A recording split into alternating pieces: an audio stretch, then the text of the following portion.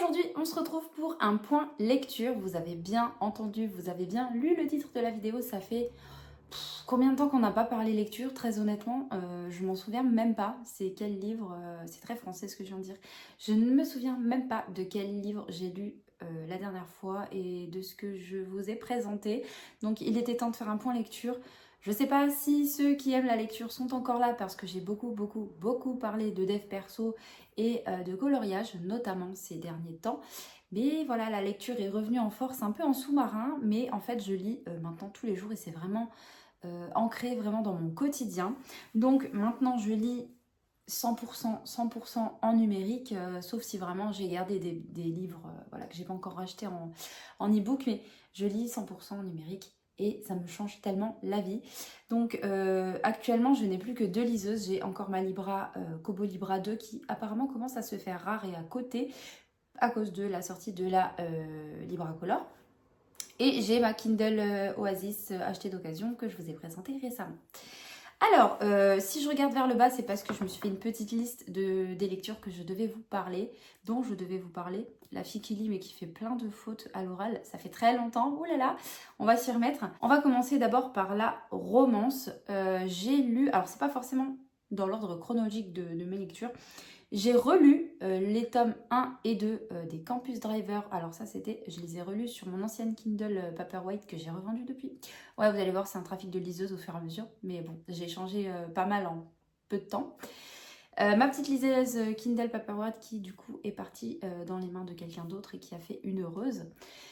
J'ai relu le tome 1 et 2 de Campus Driver. Je les avais en papier, que j'avais acheté d'occasion sur Vinted. Et comme je suis 100% numérique maintenant, je les ai rachetés en e-book sur Kindle du coup, et je les ai relus. Alors cette série, on en parlait énormément. Moi j'adore tout ce qui se passe à l'université, pourtant j'ai 32 ans, j'ai plus trop l'âge de l'université on va dire, en tout cas dans le cursus normal des choses. J'adore tout ce qui se passe sur un campus, je sais pas, j'aime beaucoup, j'aime énormément. Et du coup j'ai adoré les Campus Driver. Alors je sais qu'il y a 5 tomes de parus, j'en ai lu que 3. Le tome 1 reste vraiment mon préféré. J'en ai relu 2 du coup sur ma Kindle Paperwhite et j'ai lu le troisième. Alors là du coup c'est le tome 3, voilà. J'ai lu le tome 3 sur ma liseuse Kindle Oasis. Des 3, vraiment c'est le premier avec Lane et Loïs, mon préféré. Je sais pas, c'est vraiment ce couple où il y a vraiment... ils se cherchent, ils sont hyper attachants, l'humour j'adore. Évidemment, dans cette série, c'est de la new romance, donc on s'y attend. Il y a énormément de scènes un peu explicites. Mais c'est pas ce qui m'intéresse le plus, c'est vraiment cette... je sais pas comment dire, cette complicité entre les personnages. Ils sont tous des... J'aime beaucoup, on a l'impression de faire partie de cette bande de potes. Ils ont beaucoup d'humour. Franchement, j'adore Lewis, j'adore Adam. Je suis très déçue, par contre, qu'on n'ait pas de tome consacré à Adam, s'il vous plaît. En plus, s'il vous plaît, est-ce que vous lisez les remerciements des auteurs? Moi, oui. Et j'ai lu dans ce tome 3 à la fin que l'auteur avait prévu de base de faire mourir Adam. Pardon, mais pardon, non, jamais, jamais de la vie. Du coup, voilà, j'ai adoré ces 3 tomes. Je dirais que si je devais les classer, ce serait d'abord le tome 1 avec Loïs et Lane. Ensuite, le tome 2 avec Lewis et Amy. Et ensuite, Donovan et Carrie. Même si Carrie a une personnalité qui correspond bien à la mienne, je l'aime beaucoup. Et elle est un peu, comment dire, un peu de ma personnalité. Elle adore la lecture, etc. Enfin, le tome 2 s'appelle Book Boyfriend, il me semble. Donc voilà, ça colle un peu à l'univers que j'aime beaucoup, mais... Voilà, pour la personnalité des personnages, hein, tout simplement, j'ai adoré Lewis, j'ai adoré Lane et leur complicité avec leurs amis du coup. Je pense que je lirai le tome 4 et 5 juste pour savoir ce qu'ils deviennent, même si je ne me suis pas spoilée, je ne sais pas de qui on traite dans les tomes 4 et 5. Puisque là, dans ce tome 3, on va dire qu'en fait, tous les petits potes en fait partent un peu aux 4 coins des États-Unis pour étudier, pour poursuivre leur cursus universitaire. Alors, qu'est-ce qu'il va devenir des Campus Driver? Bon, le tome 4, je crois, s'appelle Love Machine. Donc, j'ai l'impression qu'il va y avoir une nouvelle application, ou au moins, ça va se fusionner avec un autre concept. Donc, à voir. Je ne me suis pas spoilée, s'il vous plaît, ne me spoilez pas dans les commentaires. Je pense que je lirai le tome 4 et 5. Même si, je ne sais pas, je sens qu'on va peut-être pas suivre, du coup, comment dire, la team de base. Je pense que on va suivre 2 personnages annexes, certainement des nouveaux qui vont arriver certainement, mais bon voilà, j'ai adoré les Campus Driver. En tout cas je vous conseille, mais le tome 1, mon favori dans mon cœur, honnêtement, Lois et Lane, c'est vraiment, je l'ai lu 2 fois et j'ai adoré, voilà. Ensuite, voilà pour la romance, c'est tout ce que j'ai lu niveau romance. Après c'était que des thrillers.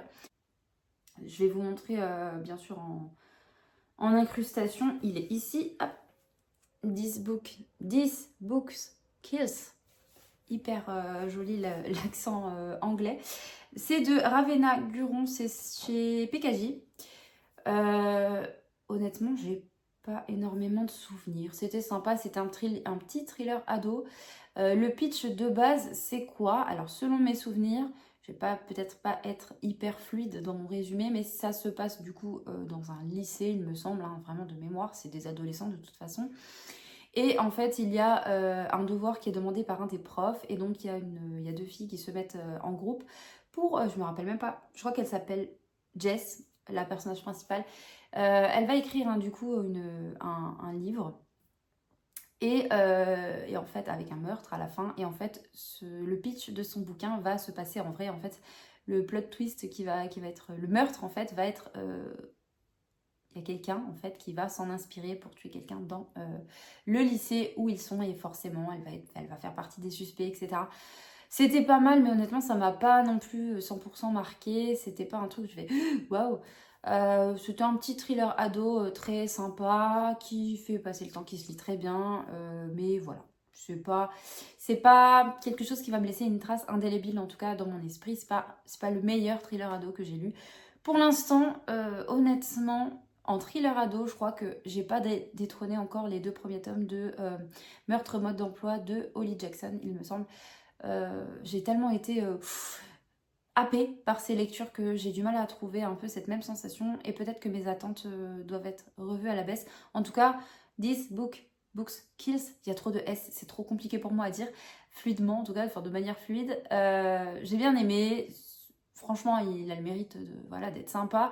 Mais vraiment, Meurtre mode d'emploi, c'était là. Donc j'attends de trouver un thriller qui me happe dans la lecture, qui me captive à ce point-là. Petite parenthèse, on m'a parlé dans les commentaires de la série qui a été réalisée par Netflix sur justement Meurtre mode d'emploi. J'ai regardé avec notamment l'actrice qui joue dans Mercredi, il me semble. J'ai pas vu Mercredi, mon copain a regardé, il aime bien.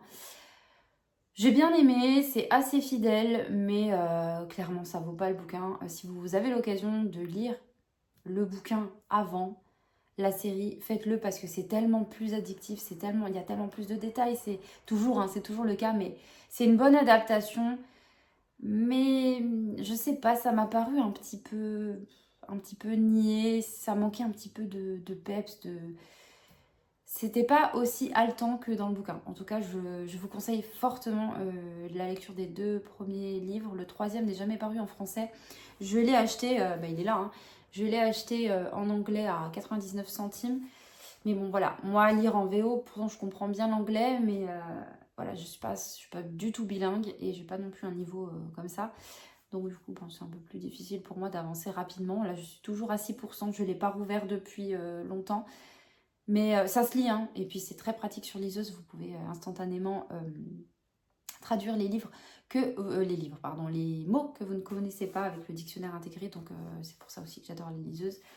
Donc du coup, je pense que je continuerai, mais c'est pas évident pour moi de lire dans une autre langue. En espagnol, oui, pas de souci. Par contre, en anglais, c'est un peu plus compliqué. Voilà pour ce petit This Book Kills. Très dur à dire, vraiment. Ensuite, j'ai lu Verity avant La femme de ménage. J'ai lu Verity de Colleen Hoover, pépite. J'ai adoré. Alors je sais qu'on déteste en ce moment qu'on dise pépite, mais j'adore. Oh, j'ai adoré, un plot twist de malade. Pour le pitch, je pense que il est plus à présenter, mais alors de mémoire, c'est l'histoire de Verity et son mari qui sont je crois que c'est son agent ou pas du tout. Je ne sais plus s'ils travaillent ensemble. En tout cas, Verity, c'est la femme de Andrew. Non, pas du tout. Je confonds avec La femme de ménage.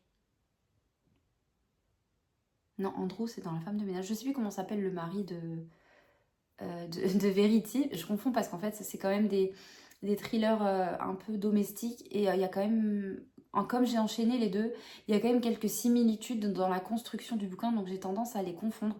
Maintenant, il faudrait que j'alterne un thriller, une romance, un dev perso, pour ne pas confondre les bouquins. Donc dans Verity, en fait, Verity est auteure, elle a eu apparemment un accident, elle a perdu toutes ses capacités émotrices et intellectuelles. Enfin, en tout cas, on ne sait pas trop si elle est consciente ou pas des choses.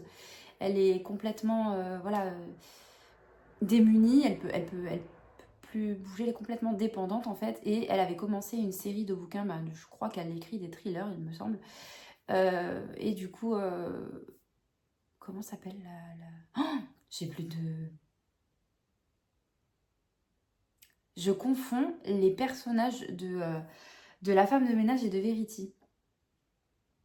Je sais plus comment s'appelle le personnage principal de Verity, mais en tout cas, elle est repérée pour ses capacités à... Voilà, c'est une autrice. Et donc, du coup, elle est recrutée par son agent, qui est, je crois, le mari de Verity, du coup, engagée à vivre chez eux, etc., pour continuer, pour lire tous les bouquins de Verity qu'elle connaît de base, mais pour continuer et terminer la saga, mais en tant que Verity, je pense, en fait, c'est sans dévoiler que c'est pas Verity qui a écrit, en fait, le bouquin. Il me semble que c'est ça, le pitch. Et c'est pas très clair, mais dans ma tête, c'est clair. Hein, voilà, bref, donc cette jeune fille et cette autrice est recrutée du coup pour terminer la série que Verity n'a pas pu terminer à cause de son accident, dont on ne connaît pas vraiment les tenants et les aboutissants. En tout cas, on sait qu'elle n'est plus capable vraiment d'écrire, ni de communiquer, ni de bouger ou autre. Et je peux pas vous spoiler, honnêtement, il faut le lire. Honnêtement, il faut le lire, c'est un super thriller avec des révélations de fou. Et moi, perso, je n'ai pas vu du tout venir le plot twist. C'est une excellente lecture, un thriller de malade, honnêtement. Il est, en tant que maman, il faut s'accrocher un petit peu. Il est un peu cruel quand même. Il est super lecture, honnêtement. J'ai adoré. Et à la fin, la révélation, je me dis non, c'est pas possible. C'est pas possible. Parce que vraiment, ça vous fait partir dans une direction. En fait, vous partez dans une certaine direction. Après, vous pensez que vous savez que ça va se passer comme ça. Il y a une révélation qui est faite en ce sens et ça vous donne raison. Mais en fait, pas du tout. Vous avez encore un autre plot twist à la fin qui vous dit « Eh ben non, tu croyais avoir vu toute l'histoire écrite. Eh ben non, pas du tout. T'y es pas du tout. » Et franchement, chapeau à Colleen Hoover pour ce livre qui est Verity parce que c'était vraiment... moi, personnellement, je le conseille. Si on me demande entre La femme de ménage et Verity, je conseillerais plutôt Verity. Ce qui m'amène à du coup ma lecture d'après. Donc du coup Verity c'était chez Hugo Thriller. J'ai ensuite lu La femme de ménage chez City et c'est de Frida McFadden il me semble. Évidemment on en a parlé et reparlé sur l'autre application on va dire. Et du coup, je me suis laissée tenter. C'est vrai que, disons que l'autre application, vous savez, où vous scrollez beaucoup, je l'utilise énormément comme moteur de recherche en fait, que ce soit pour les recettes, pour les conseils lecture, pour le coloriage. Je l'utilise vraiment comme un moteur de recherche et même pour des tutos vidéo qui durent très peu de temps, eh ben, j'utilise comme vraiment un moteur de recherche et c'est hyper pratique. Et du coup, c'est vrai que je me suis laissée complètement... influencée par le toc du coup et j'ai voulu lire La femme de ménage. Alors La femme de ménage c'est le résumé un peu c'est Millie il me semble ou Miley on va dire Miley qui sort de prison, qui essaye de se réinsérer professionnellement mais qui trouve pas forcément de job qui subvienne à ses besoins. Elle vit dans sa voiture. Elle ne gagne pas suffisamment pour s'acheter un appartement et puis en plus pour se louer un appartement. Donc elle vit dans sa voiture avec des petits boulots et c'est un peu compliqué parce que du coup quand vous avez fait de la prison, vous avez un casier judiciaire, c'est un peu difficile de se... voilà, avec le regard des gens en fonction de ce que vous avez fait ou pas. C'est difficile de se réinsérer professionnellement et même socialement, j'ai envie de vous dire, dans la société. J'ai pas de souvenir qu'on sache dans le premier tome ce qu'a fait Maëlie pour être en prison. Je ne m'en souviens plus. Non, je ne m'en souviens plus. En tout cas, voilà, elle trouve un job de gouvernante en fait pour s'occuper. Alors je me souviens plus. Andrew c'est le mari. La femme, je sais plus comment elle s'appelle. j'ai oublié le prénom complet. La femme est un petit peu pompeuse, c'est un peu une bourgeoise qui respecte pas vraiment ses employés. Elle est très bipolaire un peu. Devant son mari, elle va être... ça dépend en fait, parce que des fois elle est gentille, des fois elle est complètement sèche, elle est complètement bipolaire. Sa patronne, pardon.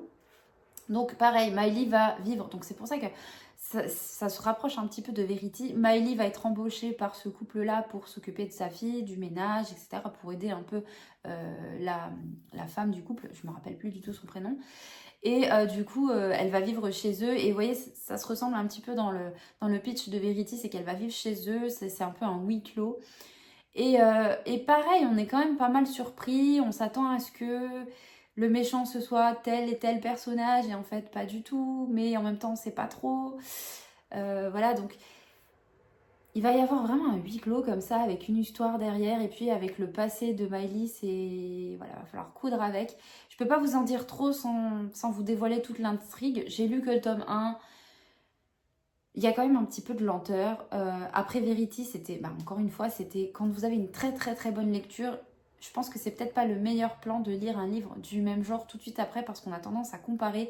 Surtout que là, c'est vraiment deux thrillers un peu domestiques, donc en plus qui ont des traits un peu en commun. Forcément, on compare et pour moi, Verity a été bien meilleure de ce côté-là. La femme de ménage est quand même plutôt pas mal, mais encore une fois, c'est pas le meilleur thriller que j'ai lu, même si il m'a tenu en haleine une fois que le plot twist était arrivé. Voilà. Mais bon, on pourrait s'arrêter là, même si sur la fin, vous avez quand même un chapitre qui amène vraiment la suite, où on a envie de savoir de ce qui va se passer. Et je sais pas si je me laisserai tenter par le tome 2. Je crois qu'il y en a 3 en tout, il me semble. Le tome 2, c'est Les secrets de la femme de ménage. Et peut-être qu'il y a un troisième. Apparemment, Frida McFadden a écrit beaucoup de thrillers. Alors, pas forcément tous traduits en français encore, il me semble. Il y a La Psy que j'ai vu passer qui, bon, a des avis plutôt mitigés. Donc, est-ce que je me laisserai être tentée par d'autres livres? Certainement, parce que j'adore le thriller, maintenant vous le savez. Est-ce que je lirai le tome 2 de la femme de ménage? Peut-être. Là, pour l'instant, j'ai bien l'histoire en tête, mais... C'était un petit peu long par moment quand même. Il y a des choses qu'on avait vu venir. C'était plus évident de deviner, je trouve, que Verity. Voilà. Si je devais vous en conseiller qu'un, je dirais plutôt Verity du coup. Ensuite, je suis en train de lire... non, je vais vous parler après de mes lectures en cours. J'ai lu ensuite en dev perso Père riche, Père pauvre qui est juste là. Hop là, ici. Une lecture de dev perso qui parle de... ça parle de beaucoup de choses, ça parle de votre éducation financière, du rapport que vous avez à l'argent, à vos projets, à la manière en fait de se comporter totalement avec tous vos achats. En gros, ça vous donne un peu des règles à suivre pour, disons, avoir du succès financièrement. Des règles qui selon moi, alors on en pense ce qu'on veut, on prend ce qu'il y a à prendre, on n'est pas obligé d'adhérer à tout ce qui est écrit. Moi, il y a des choses que j'ai adhéré, auxquelles j'ai adhéré, auxquelles j'ai moins adhéré. Mais par exemple, acheter plutôt des actifs plutôt que des passifs pour pouvoir se créer voilà, un pécule qui rentre, etc., des revenus passifs, etc. On devrait honnêtement apprendre l'intelligence financière à l'école parce que c'est vrai que je pense qu'on n'a pas tous forcément ces réflexes-là de base, qu'une fois quand on a un petit peu d'argent et quand il nous reste un petit peu de reste à vivre, il faut souvent choisir entre l'épargne, les projets, les vacances ou se faire un petit peu plaisir avec, je sais pas, vos centres d'intérêt, mais du puzzle, des colos, enfin des livres. On peut pas tout faire, on peut pas et à la fois se faire plaisir et à la fois épargner, ou alors c'est vraiment un petit peu de chaque et du coup, si vous avez un objectif d'épargne, vous augmentez un tout petit peu. On peut pas avoir le beurre et l'argent du beurre. Ce livre m'a ouvert les yeux sur beaucoup de choses. Je pense qu'il y a des choses que je vais appliquer clairement et je pense que c'est un livre que je serai amenée à relire et à relire parce que au fur et à mesure que vous évoluez, que vous prenez en maturité, que vous voyez les choses différemment, disons que je pense qu'à chaque lecture, c'est pas comme une fiction, vous avez une lecture différente avec le dev perso. Bien sûr, honnêtement, vous n'êtes pas obligé d'adhérer à tout, mais prenez ce qu'il y a à prendre et puis voilà, gardez toujours un esprit critique sur tout ce que vous lisez, hein, que ce soit fiction ou dev perso. Et voilà, ne buvez pas les paroles de n'importe quel auteur sans avoir votre réflexion par vous-même. Mais j'ai trouvé que c'était un très bon livre et qui est quand même pas mal plébiscité. Voilà. Donc voilà pour Père riche, Père pauvre. Je le conseille honnêtement si vous avez envie de le lire. Il est très facile à lire en numérique parce que honnêtement la lecture numérique, vous ne voyez pas vraiment le temps passer. J'ai surligné quasiment tout le livre, mais comme je l'ai lu sur ma Kobo chérie, il n'y a pas l'export de notes. Donc du coup, je serais tentée de le racheter. Alors je ne sais pas si on peut le basculer sur Kindle, ça m'étonnerait, puisqu'il y a des DRM, ce qui est logique. Mais comme je l'ai déjà acheté, ça m'embête de le racheter à nouveau sur ma Kindle pour pouvoir avoir l'export de notes. Surtout que je devrais le relire à nouveau complètement pour pouvoir ne serait-ce que relire mes notes que j'ai surlignées là-dedans. Donc, comme j'ai pas l'export de notes, ce serait normalement plus logique d'écrire tout à la main, mais non, perte de temps. Et comme j'ai l'export de notes là-dedans, c'est tellement plus facile et instinctif. C'est dommage, Kobo, faites-nous un bouton export de notes. Ça envoie directement sur notre adresse mail ce qu'on a surligné. Ou si c'est possible, expliquez-moi comment on le fait parce que il me manque que ça pour que je passe complètement à la Libra 2 pardon, parce que la Kobo est une très très bonne liseuse. Moi, la couleur chez Kobo, même si la Libra Color me fait de l'œil quand même, malgré que j'ai quand même testé la Lara Color et j'ai trouvé ça beaucoup plus sombre au niveau bascule noir et blanc. La couleur, c'est quand même sympa parce qu'une fois que vous avez vu une liseuse couleur et que vous repassez à du noir et blanc, c'est vrai que du coup, vous avez l'impression qu'il vous manque quelque chose. C'est un peu bête parce que du coup, c'est vrai que moi, pour l'instant, je ne lis pas de graphique sur la liseuse. Je n'ai pas encore essayé parce que bon, j'ai un peu de mal à mettre le prix que je mets pour un livre pas graphique. Disons que 10, 12 euros, 15 euros dans un e-book, moi, ça ne me dérange pas trop parce que j'ai du temps de lecture. Mais dans un graphique, j'ai un peu plus de mal. J'aurais tendance plus à les emprunter à la bibliothèque qu'à les acheter sur liseuse. Maintenant, hein, vous avez toujours des trucs un peu gratuits. Donc moi, je n'ai pas les abonnements, mais j'ai l'abonnement Prime. Donc il y a moyen qu'il y ait des petites BD pour tester un peu le format. Au moins sur liseuse pour voir ce que ça donne. Bref, tout ça pour dire que j'ai lu Père riche, Père pauvre, mais que je n'avais pas l'export de notes. Donc voilà, j'aurais dû l'acheter sur Kindle, mais j'ai pas réfléchi. Mais je ne savais pas qu'il n'y avait pas l'export de notes sur Kobo, je m'en suis rendu compte là, très récemment. Ensuite, c'est tout, c'est déjà pas mal, ce qui fait que j'ai lu 3, 4, 5, 6, attendez, 3, 4, 5, 6, 7 livres, pour peu que j'en ai pas oublié. J'ai lu 7 livres en très très peu de temps. Avant, en livre papier, je lisais peut-être 1 ou 2 livres par an, j'avais des pannes de lecture, je sais pas, le format papier ne me correspondait plus du tout. En fait, je trouve tellement pratique de lire sur une liseuse, tellement confort, tellement nomade en fait comme format. Je lis tellement plus vite et je suis tellement plus concentrée. Je sais pas, ça me motive tellement plus que je me rends compte en fait que j'ai retrouvé un bon rythme de lecture pour moi. C'est pas une compétition, mais je déteste rester un mois sur le même livre. Après, j'ai plus envie vraiment d'y retourner. Donc bon, voilà, 100% numérique, j'adore. Si vous me demandez des plus et des moins, je vous trouverai quasiment que des plus, honnêtement. En tout cas, voilà pour ce qui est de mes livres lus. Donc j'ai lu les 3 livres de Campus Driver, les 3 premiers. This Book Kills de Ravenna Guron. La femme de ménage, Verity et Père riche, Père pauvre. C'est plutôt pas mal. Donc beaucoup de thrillers finalement. 3 romances pour couper un petit peu du thriller. Et ensuite, mes lectures en cours. Alors, j'en ai pas mal en cours. J'avoue que j'ai commencé plusieurs livres, mais en fonction de mes humeurs, je passe de l'un à l'autre. Sur Kindle, j'ai acheté Le bonheur est dans le peu. J'ai lu quelques chapitres ici. De Francine Jay, c'est un livre que j'avais déjà en format papier, que j'ai surligné. C'est sur le désencombrement. C'est une méthode vraiment pour désencombrer, pour amener un petit peu de minimalisme dans votre vie et pour surtout se défaire des affaires, des doublons, triples qui sont dans vos tiroirs de cuisine ou... Je sais pas, j'avais envie de le relire et de l'avoir en format où je puisse surligner et relire mes notes. Vraiment, j'adore ce côté-là de la Kindle. J'avais commencé, quand je suis allée me couper les cheveux, j'ai pris un livre au pif dans ma liseuse, j'avais commencé Phobos. Bon, je ne peux pas lire 15 livres en même temps, mais j'en ai pas mal qui sont en cours en tout cas. Vous allez vous dire pourquoi autant de livres en cours? Je sais pas moi-même, voilà. J'en prends un, je vais aller au bout et puis après je passe à l'autre. Ensuite, je suis en train de lire également Réfléchissez et devenez riche. Ça c'est un emprunt Amazon Prime. J'en suis à 32% lu. Voilà, j'avais envie de faire une petite pause dans celui-ci qui est très très intéressant, encore une fois très plébiscité.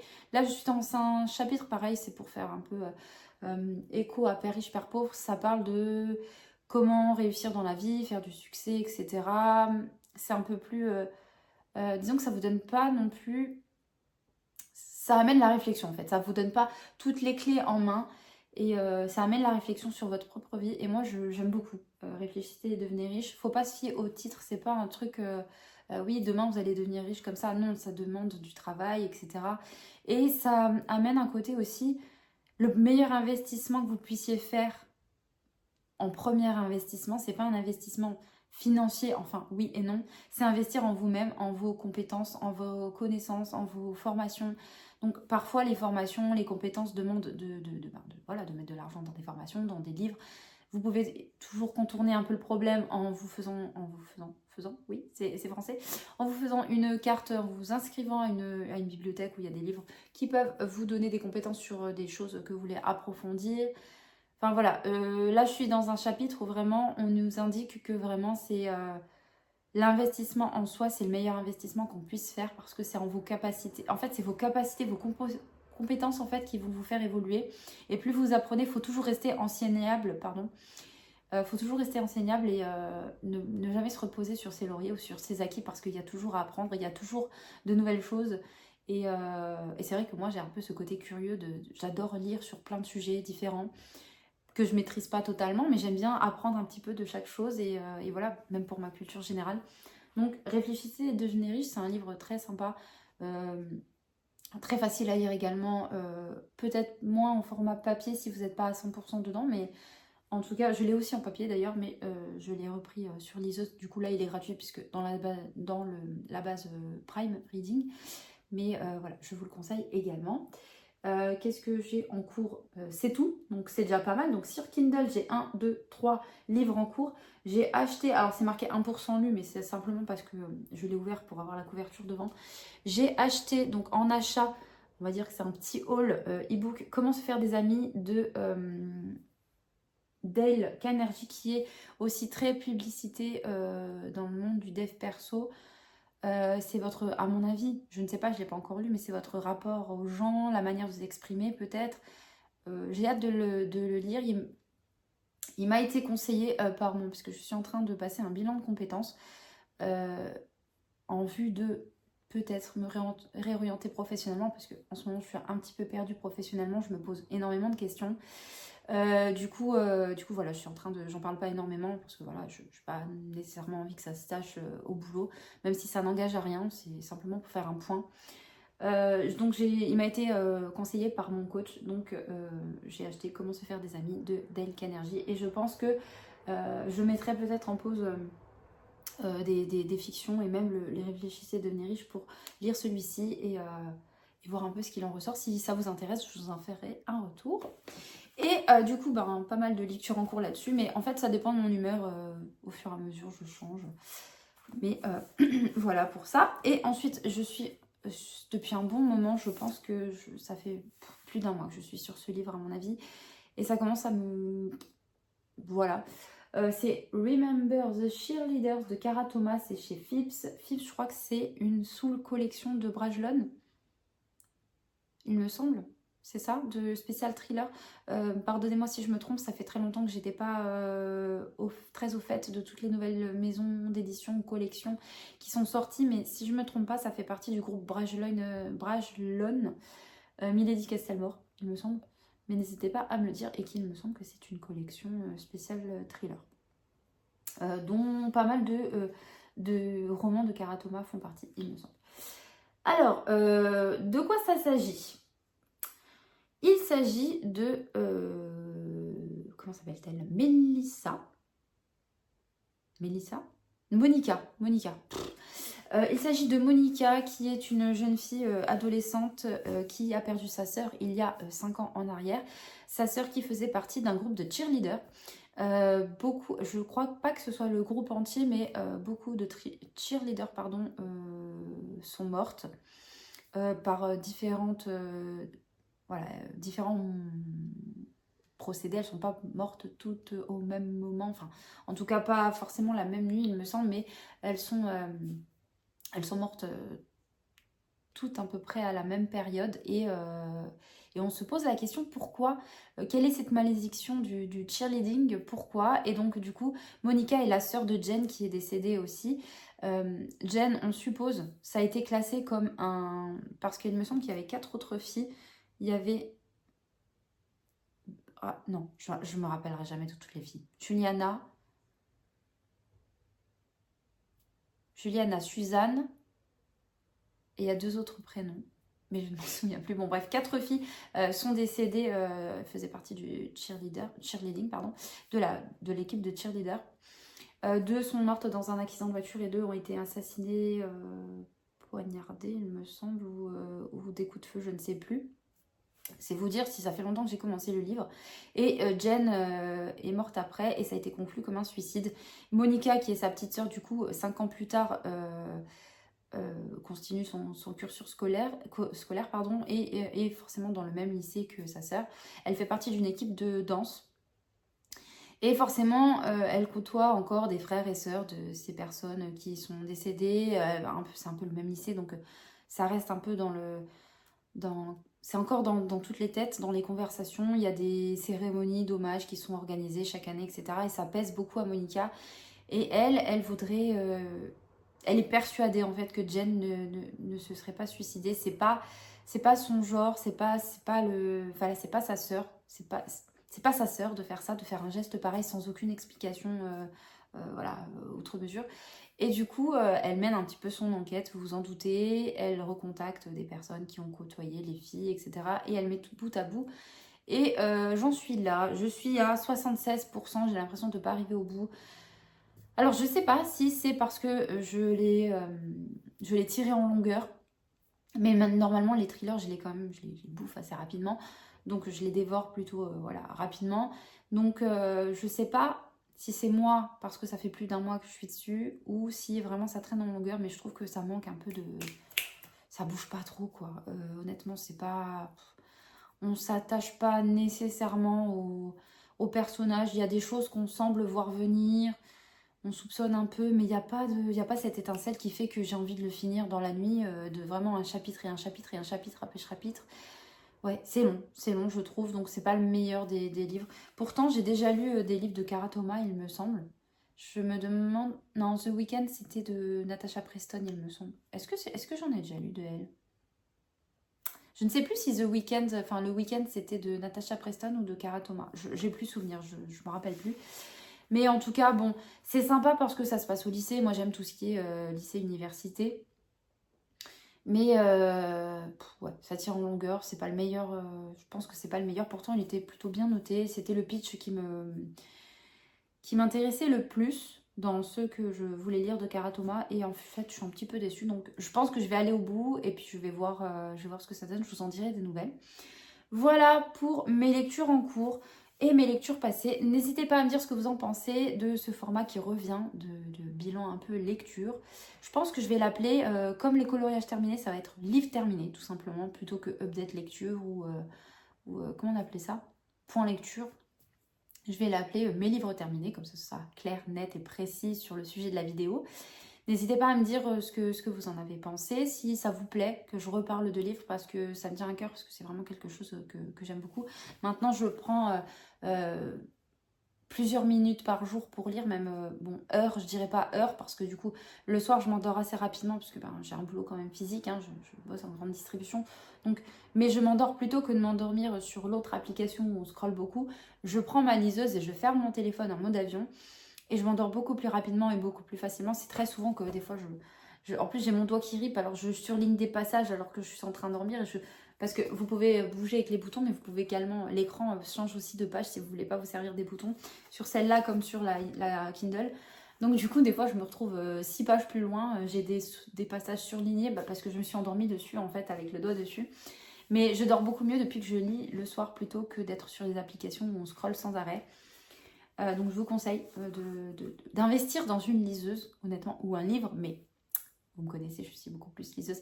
Investissez dans une liseuse, même si c'est un modèle basique, la Kindle basique, de chez Amazon ou la Kobo Clara, que ce soit Black and White ou Color, font très bien l'affaire pour liseuse de base. Si vous cherchez la moins chère du marché, je pense que c'est la Kindle basique d'Amazon. Je voulais vous en faire une vidéo à ce sujet, je vous fais une parenthèse. Sur ma Kindle basique 2022, j'avais acheté la petite Kindle du coup basique de Amazon parce que je voulais un format compact et petit pour emmener un peu partout et puis très petit pour mettre dans le sac à main, mais j'ai dû la renvoyer, non pas parce que je l'aimais pas, mais parce que en fait c'est la première liseuse que je reçois qui bug. Alors je pense que j'ai eu peut-être un produit défectueux, ça arrive.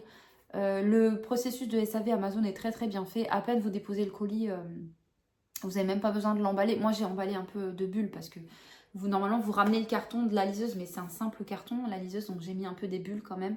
Et vous allez dans un point relais, Mondial Relais, qui vous imprime les étiquettes, ils mettent ça dans une pochette en plastique, mais il n'y a pas de renfort. Donc moi j'ai mis un peu de bulles.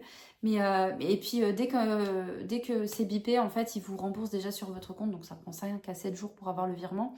Mais vous êtes déjà remboursé, donc bravo pour le service de SAV Amazon là-dessus. Voilà, on en pense qu'on veut d'Amazon. Moi je fonctionne beaucoup par Amazon parce que j'habite à la campagne. Mais du coup, je l'ai déjà renvoyé. J'ai pas encore reçu le virement, mais ça va pas tarder.